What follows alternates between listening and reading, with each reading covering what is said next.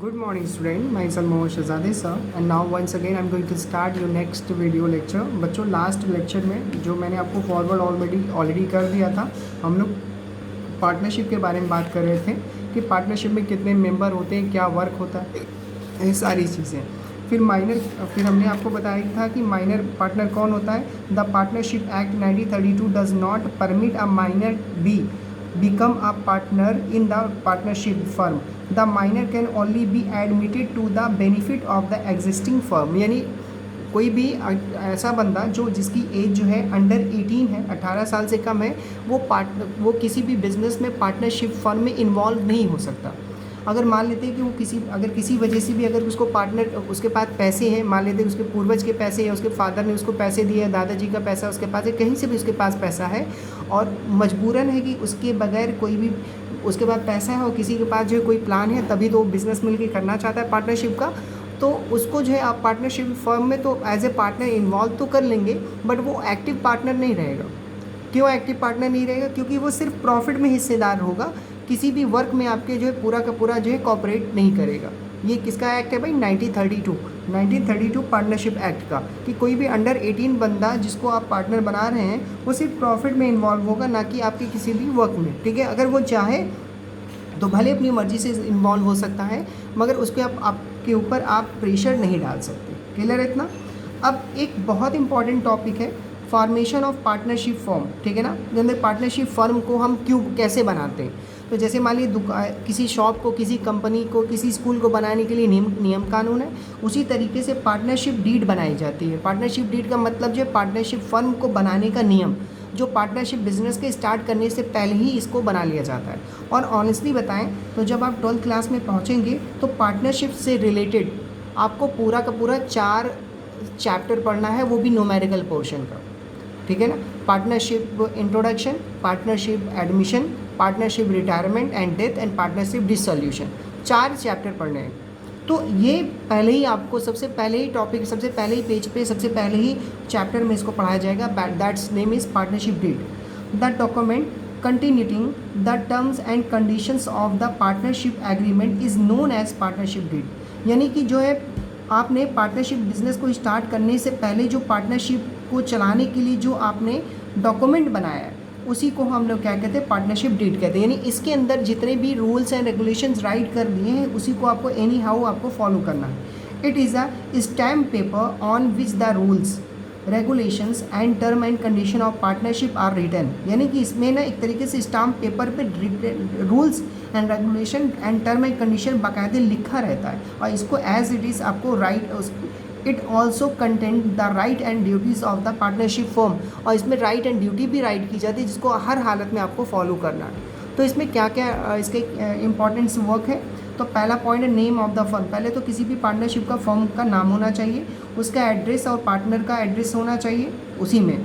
Nature of business the firm will carry on, आपको बताना होगा पार्टनरशिप डीड में कि आपका जो बिज़नेस का जो नेचर है, जो बिज़नेस आप करने वाले हैं वो कौन सा है, और कैरी ऑन वो कब तक चलेगा। प्लेस ऑफ बिजनेस, आपका प्लेस क्या है, यानी कि आपका ऑफिस या आपकी जो है पार्टनरशिप फर्म की कोई अगर कहीं प्रोडक्शन स्टार्ट कर रहे हैं तो वो कहाँ पे है, उसका address. Capital contribution by each partner, सभी ने कितना पैसा लगाया बताइए। प्रॉफिट कैसे बांटेंगे पहले ही बता दीजिए। The right and duties of the partner for the management of business, किस तरीके से कोई भी पार्टनर का मैनेजमेंट करने का, यानी बिज़नेस को अच्छी तरीके से मैनेज करके चलाने का जो राइट है या उसकी ड्यूटीज़ है, यानी काम काज जिसका जो बांट दिया गया है उसको इसमें लिख दिया जाएगा।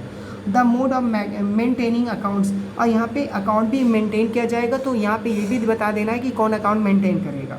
The right of interest payable to partners on their capital. ठीक है, अगर मान ली किसी बंदे ने, किसी पार्टनर ने उसने बिजनेस में कैपिटल लगाया है, तो उसको इंटरेस्ट मिलेगा कि नहीं मिलेगा उसके बारे में भी बता देना है पहले ही।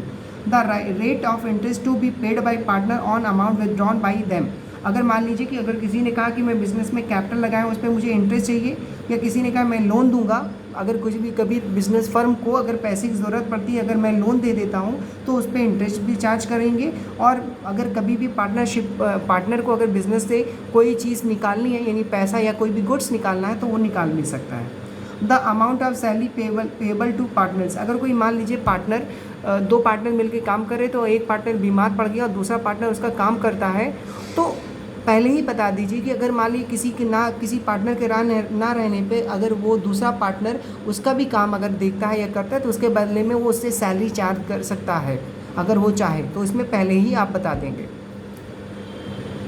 Provision regarding retirement and dissolution, आप जो है पहले ही उस प्रोविज़न बना लेंगे, मतलब पहले ही नियम कानून बना देंगे कि अगर कभी कोई भी पार्टनर रिटायर हो जाता है किसी वजह से, रिटायर का मतलब बूढ़ा हो चुका है या काम करने की इच्छा नहीं है या आप जो है बीमार रहता है उसके बारे में, या डिसोल्यूशन या पार्टनरशिप फर्म ही टूट जाती है, ठीक है ना, झगड़ा लड़ाई हो गया या कहते हैं कि हम आपके साथ काम नहीं करेंगे, जब ये कंडीशन आ जाती तो उसके नियम कानून क्या है।